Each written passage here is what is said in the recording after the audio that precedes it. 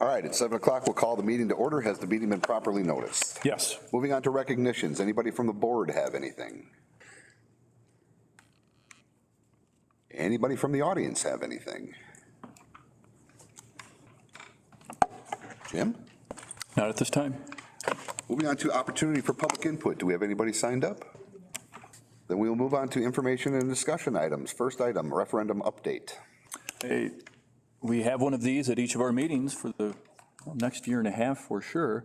And what I wanted to concentrate on this time was a document about the construction dates. And what this allows the board to understand is kind of the schedule of events. So for example, at the high school, when they say mobilize in early September, that's when you'll start to see ground being moved, construction equipment being moved, coming in. And the way it is scheduled is those items that will not interfere directly with learning. So at the high school, those 2 classrooms that we're building on to the south, the family consumer science and then the ag classrooms, we can build those while school is happening and it won't be that impactful. The reason why we're starting early, to get out early, is to have a longer building season in the summer of '24. That's when you'll see in the kitchen area, for example, at the high school. So this lays that out at our sites at the high school, the middle school, and also at Neil Wilkins. I guess another update would be at Westview. We had a construction update today. Everything is on schedule. And we had a construction update also with the activity complex, and everything's on schedule there. We should be able to host some sort of home event this fall. Any questions on the referendum update? We will move on to the year-end library report. So I'd like to welcome Paige and Sam, and they will go through this graphic, an annual celebration of what our libraries provide for our students. Cheryl's out of town, so she's unable to be with us. But there are 5 of us that work in the library, and we have lots of experience. Oh, if you add up all of our years, I've been a librarian for 15 years. Cheryl's been a librarian now for 11. Sam, it's her first year, so it's pretty exciting. Beth, I think, is probably 12, no, at least maybe 11, and then I think Michelle is 3. So lots of experience, but we wanted to just show you kind of what kind of impact the library program has in our district. So we serve everybody. So if we talk 15,000 kids, right? We serve everybody every week. Kids are in our libraries. If we ran our statistics, we checked out over 49,000 books this school year. Our visits, primarily at the middle school and the elementary, we've had over 1,600 visits, and that is not including our RTI enrichment times that we do. At the high school, Cheryl runs a very active tech program, and when I ran the statistics for that through our Destiny, I know at least 400 Chromebooks were managed, whether they were repaired, harvested. What I would like to figure out statistically is how much money that saves us, but I have not figured out that report. But if you have had kids at the high school or middle school and they've had Chromebooks, it's pretty amazing how efficient that system is. We really get our bang for our buck in terms of having that program. And then if you can scroll a little bit, we have something really lovely. I think most of you have been on the board for at least a year, right? I think I've talked about this before, Common School Funds, and it jumped by a lot this year. We have the problem where we want to be really good stewards of our money and be very thoughtful with what we purchase, and sometimes that can be really hard because we have a lot of money. This year we actually did, last year we did not spend all of our money, so we had to overspend this year. So this year we were allotted $81,000, which is about $45 per child. So we added over 3,000 new books to our libraries. We added 2 new databases. We're very lucky because the state of Wisconsin pays for BadgerLink, which is a lot of resources that we already have paid for free. So we were able to add more tailored ones for the elementary and the middle. And then Sam's going to talk about our collection a little bit. Yeah, so we have 35% of the books in our collection are identified as supporting SEL, or social emotional learning. SEL skills are essential for students to learn and thrive both personally and academically, and I think it's fantastic that we can look at that percentage and see that so many of those of the books in our collection support that for our students, enabling them to better understand their emotions and work collaboratively and develop empathy for each other and within our community. Our next piece of data is that 37% of the books in our collection are considered diverse titles. So these books introduce students to stories and voices of different cultures, abilities, backgrounds, locations, and identities. This data was pulled from our Tidal Wave. It's the company, I guess, that we use that helps with our collection curation. And we're also conducting our own diversity audit or collection analysis of our fiction set titles right now. So we're meticulously looking through book by book, one by one, thinking and gathering data on the author, the main character's identity, their ethnicity, their religious beliefs, where the location is taking place in each story. And this has been a process. It's a 3-ish year process or longer. And it's really helping us to get to know the books that we have in our collection, and it's helping us to curate a really well-developed collection for our schools. Just a little plug that I like to share also as the diversity and inclusion advocate is that there's so much power in seeing our stories and our perspectives and the perspectives of other people in books that we read. And I think that this just gives students an opportunity to feel connected to each other and to our community and to the world around them, and hopefully more equipped to come up with solutions as they navigate the ups and downs of the world that they're sure to face as they're going through their school days. So we feel really proud of the books that we have. The last thing is just our mission statement, and I just want to say that we are very lucky because we are one of the few places where kids get to be independent learners and really read choice, right? We are strong readers of choice. We're always about the and. Yes, and. Read this and. And so I think that our libraries are really a wonderful place to be. I'm very proud of our program. I think we've done wonderful things with it. And so we always just want to highlight I really truly feel like how a school district treats their libraries and their librarians say a lot about how they value education and learning in general. And I think we can be pretty proud that if you look at all of our libraries, I think that says a lot about how we view learning. So, yeah. Any questions for the year-end library report? Can you tell me a little bit more about, you mentioned the process of going through and the length of time that it takes to kind of take a look at what that collection is. Can you tell me a little bit more about kind of what you're looking for and when you're doing that? So, well, specifically, I can speak to the diversity audit because I started that this year. We are just grabbing a book, looking at the title. We're sometimes Googling information about the author. We're looking at reviews about it, and then we're gathering data on the main characters and the type of person that or people that the story is depicting and representing, so that we can look at that data and just make sure that lots of different types of people are represented. Every child is represented in our library. I can give you a great example. So in my science, so we kind of are doing it genre by genre, at least in this building. In my science fiction section, we completed the audit of this section. What I noticed is we did not have a lot of female authors, that the primary writers were male authors. So as I'm looking at the school library journal and other reviews, and I'm paying attention to that, it's just is another awareness of like, oh, I don't have a lot of this, of authors who maybe are Native American, or authors who are LGBTQ, or authors who have a Muslim background. You know what I mean? Like there's all sorts of things we're looking at, or where is it taking place? We are looking at all of those things to make sure that, well, the book has to be well reviewed, right? But also that it is representing everybody. Any other questions?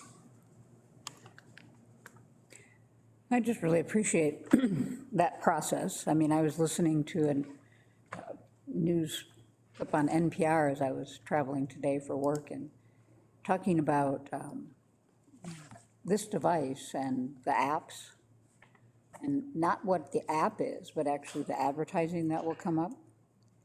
And within 15 seconds of getting a Snapchat account, more than likely the user will have some type of message of porn. Snapchat, it's a phone. We give these to our children and we allow them to walk around with us.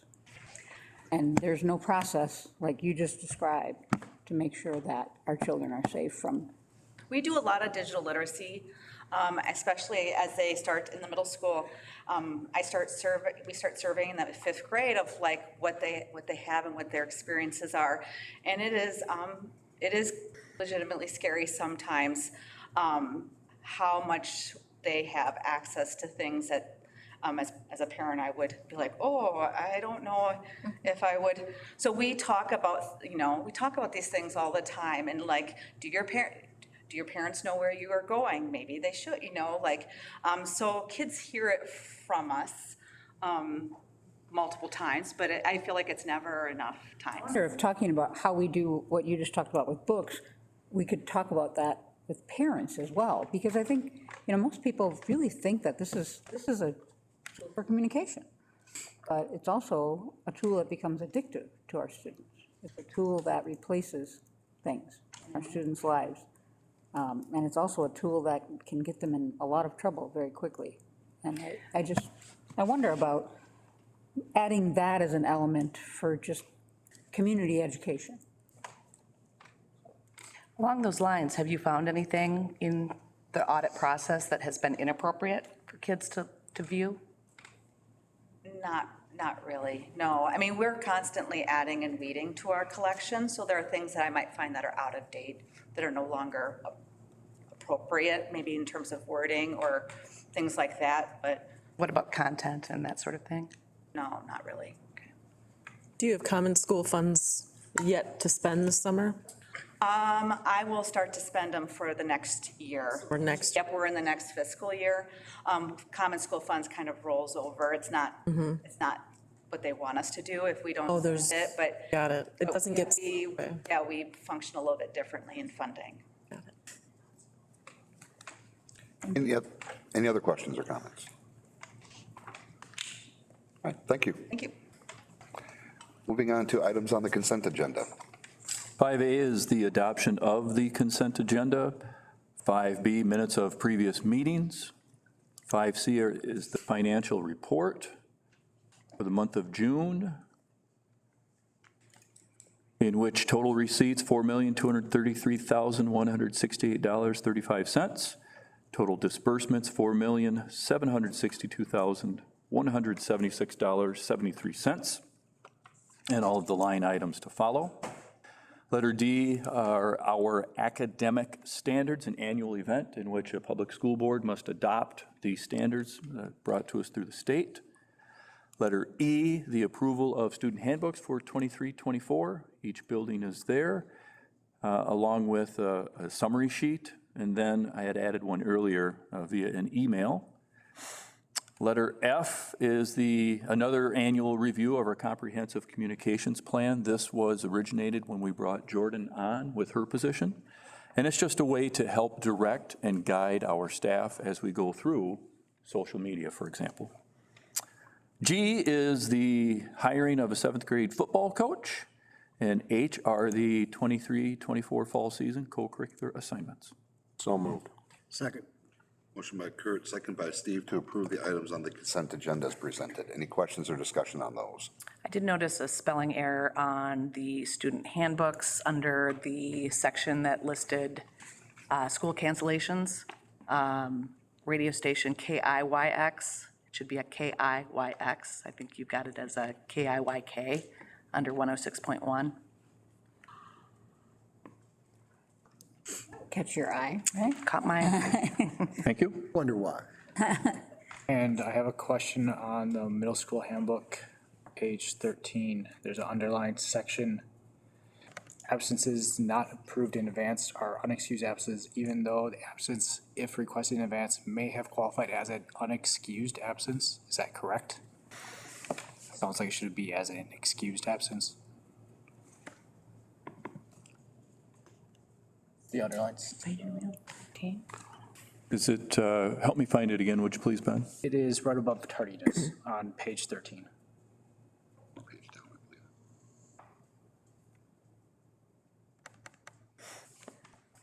So it's the underlined portion? Yes. Oh, you're right. It seems like unexcused should be. I think the second unexcused should be excused.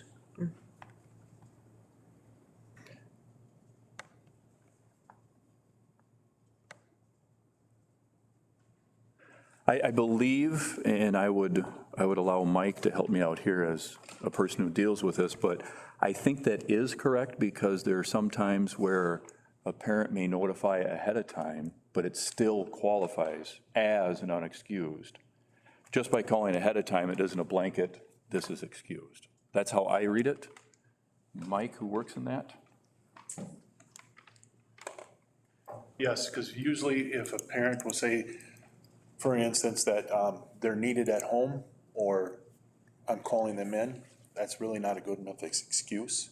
And we usually will assign a unexcused absence if they're over their 10 days, their 10 allowable days. And there's a lot of context with each situation.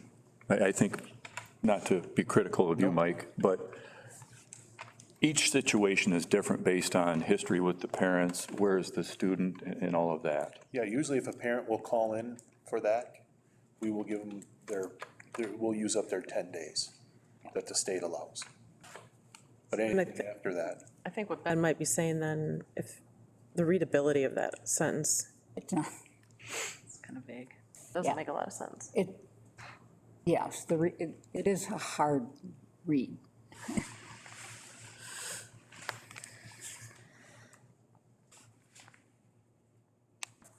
So saying if they want to take one of their 10 pre-excused days, it must be communicated in advance.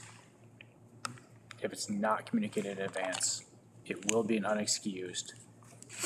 Even if communicated in advance, it still would have been unexcused, or it would have become excused if communicated in advance. It will become excused if they communicated in advance. So then I think that last unexcused, the second to last word, should have been excused. Okay. And we have the exact same language in the Westview handbook, it's the same.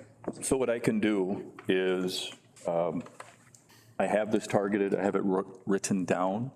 I can take it back to the leadership team and we can wordsmith that last underlined sentence. So yeah, I didn't check the high school handbook, but it is in Westview and middle school, Okay, exact same language. common language. Yep. Thank you. Any other questions or comments on items on the consent agenda? Once the 10 days are exhausted, even in the event of a call, they will not be, I mean, that would be a Correct, but there is some understanding. Yeah. There's always a, yeah, but what if? But in a general sense, once a parent has used up those 10 days, then they fall into this category of, it starts off as unexcused, and let's see the details behind it, if it is excused or not. Any other questions or comments? None will vote. All those in favor say aye. Aye. Opposed? Motion carries. Need a motion and a second to adopt the agenda. So moved. Get to the right page here. Motion by Ben, second by Colleen to adopt the agenda as presented. All those in favor say aye. Aye. Those opposed? Motion carries. On to action items. Resignation. 7A, we have the resignation of Tracy Allen, elementary school counselor. So moved. Second. Motion by Matt, second by Steve, to accept the resignation of Tracy Allen as the school counselor at Westview. Any questions or comments on that? Hearing none, will vote. All those in favor say aye. Aye.